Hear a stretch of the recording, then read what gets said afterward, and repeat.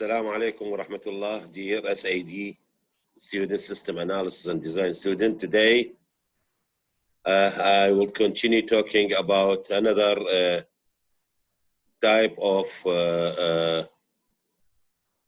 system structuring,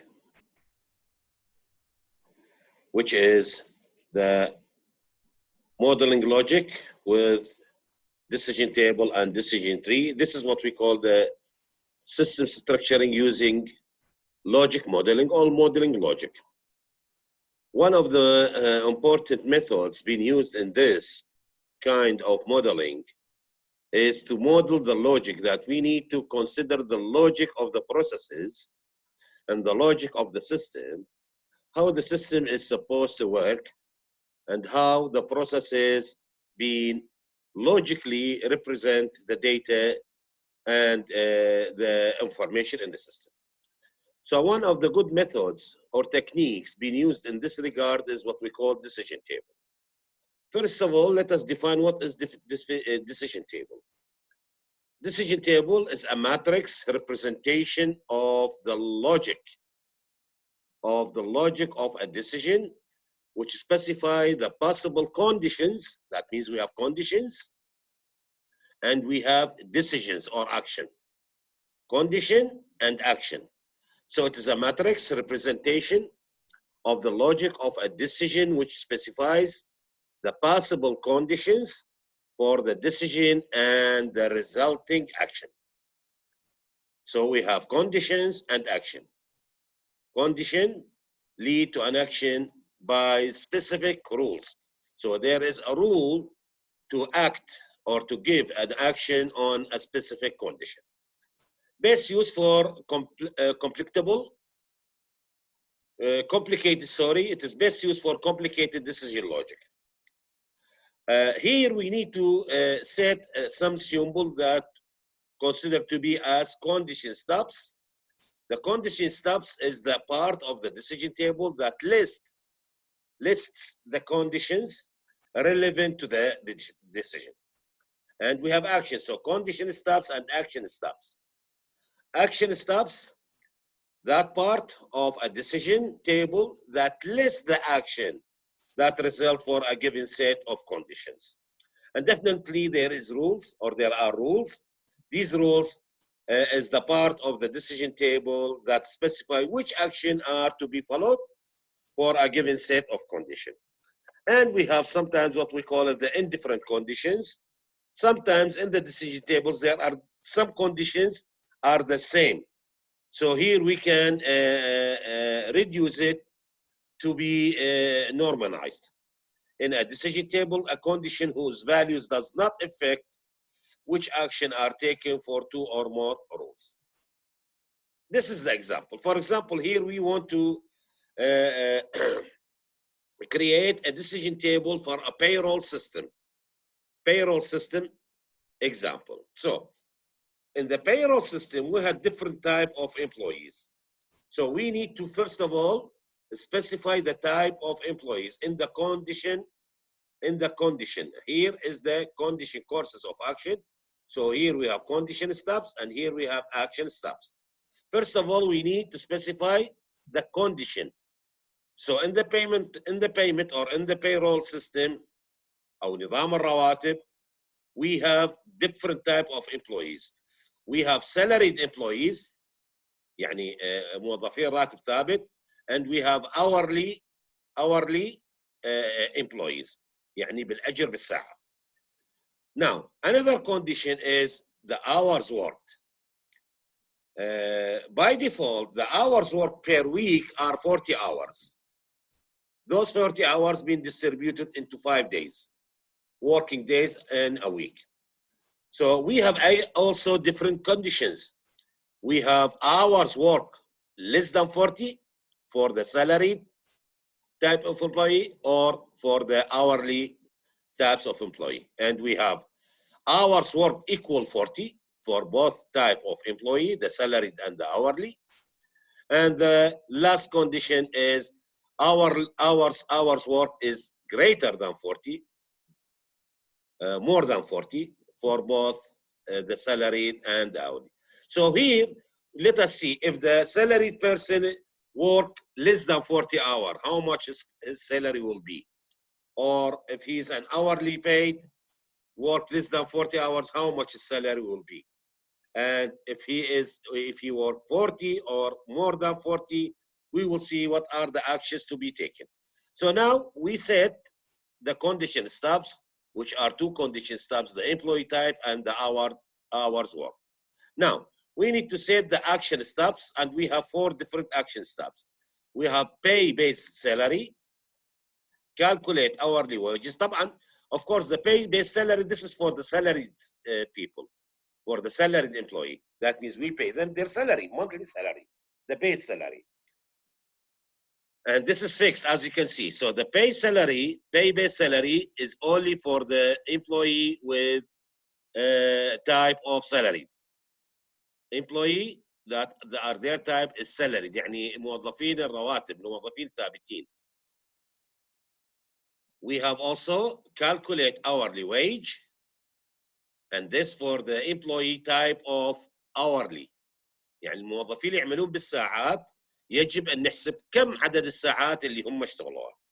فهنا راح يظهر عندنا if the hourly work less than 40, how much his salary will be, or if he work equal 40, how much his salary will be, or if he work more than 40, how much his salary will be. Okay, if he work 40, only 40 hours, then we will calculate his hourly wage and give him his salary. So suppose he work 4 hours, the salary wage for each hour is 10 riyal. If he work 40 hours, then his salary will be 400 by the end of the week. Okay? Now, for those hourly employee who work more than 40, then we have to give them overtime. So the overtime will be given only for the employee who work more than 40 hours.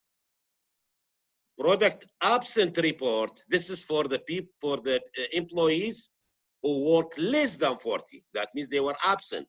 So how many days, how many hours been absent, it will be reduced from his wage salary. This is what we call the decision table for a payroll system. Now, it is quite clear that we have in different conditions. This condition, this condition,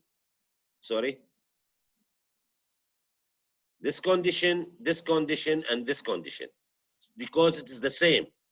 The employee with salaried basis or type, he will take his salary whether he work 40 or less than 40 or more than 40. If he work less than 40, he will be having a paid leave. If he work more than 40, this will be added to his annual leave. So by all means, he will take only his base salary at the end of the month. So we have 3 indifferent conditions. Now, this indifferent conditions, the decision table can be reduced to become like this. All the salaried employee will have 1 column represent that they will have their salary whether they work more or equal or less than 40. But the difference in the salary in the hourly basis employee type.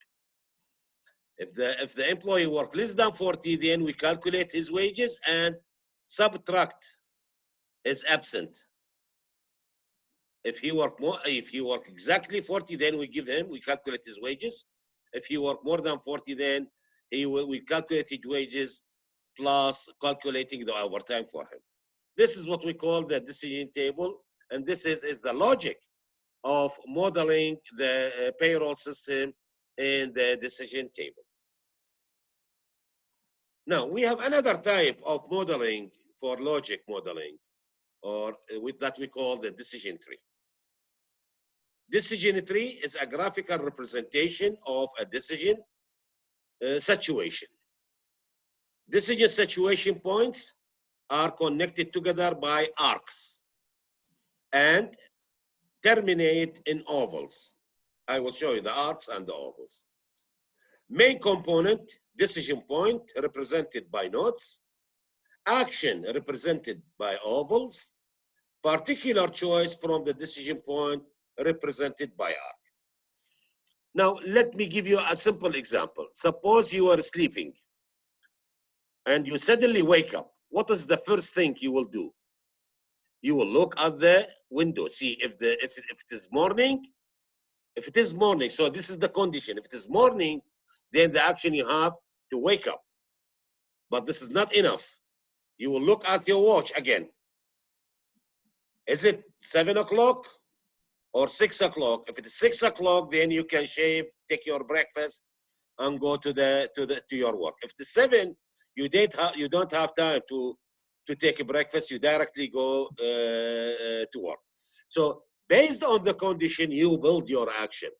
This can be useful very much in using decision tree. I will give you an example about the same the same example, which is the payroll. Definitely in drawing the decision tree, always read from left to right. Each node corresponds to a number of choices. On a legend, we need to build a legend. All possible actions, يعني حاشية. All possible actions are listed on the far right to the right. This is the same example. See here, we built a legend.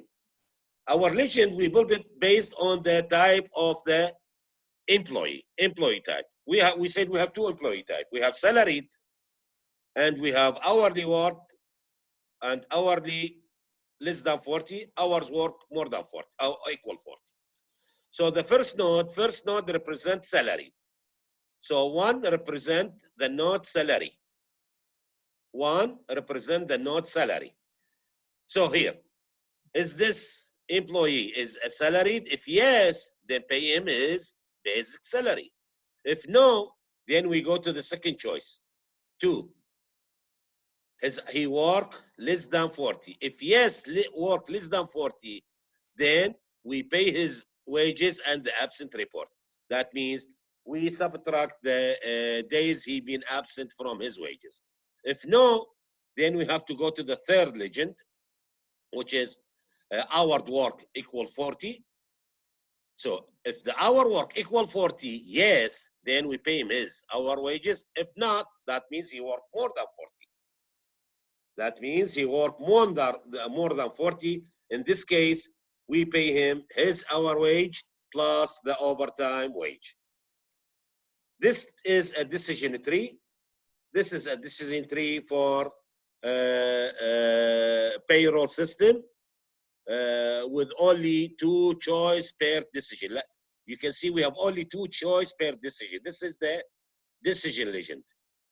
2 choice. We have only 2 choice. Choice yes or no, yes or no, yes or no. So this is with only 2 choice per decision point. This is the decision point. So first of all, we need to specify what are the decision points that we want to work on.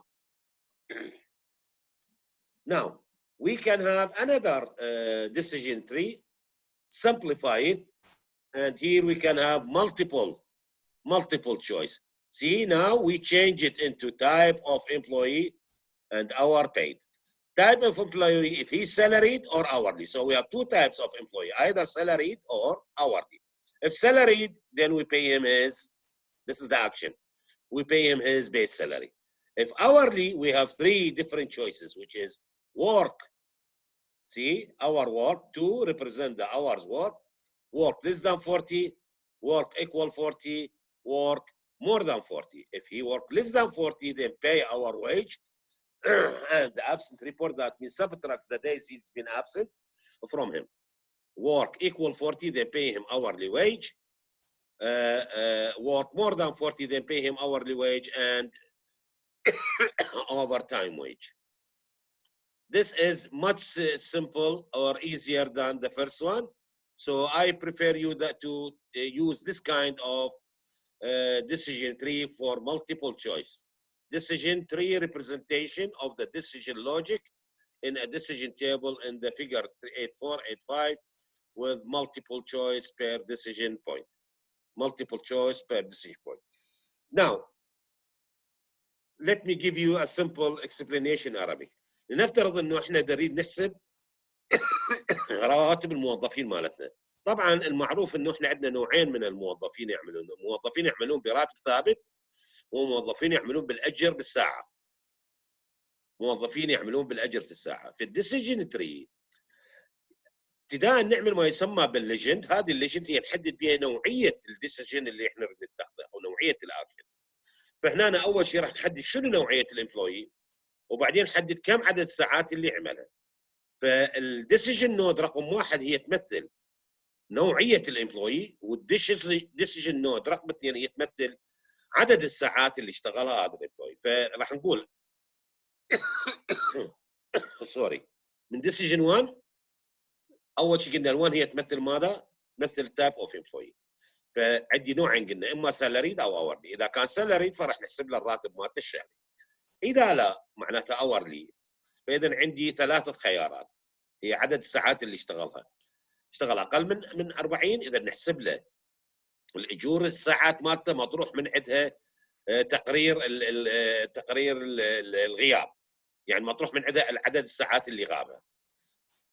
الاختيار الثاني هو اشتغل 40 ساعه، نحسب له يعني راتب الساعات مالته.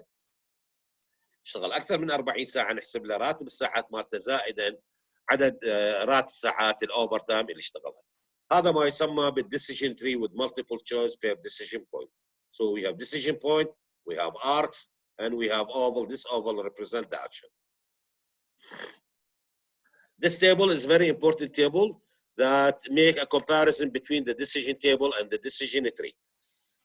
For the decision table, for the structured English, this is not included. Only we have decision table and decision tree. Because I didn't explain to you the structured English, it is not needed. Let us focus on the comparison between decision table and decision tree.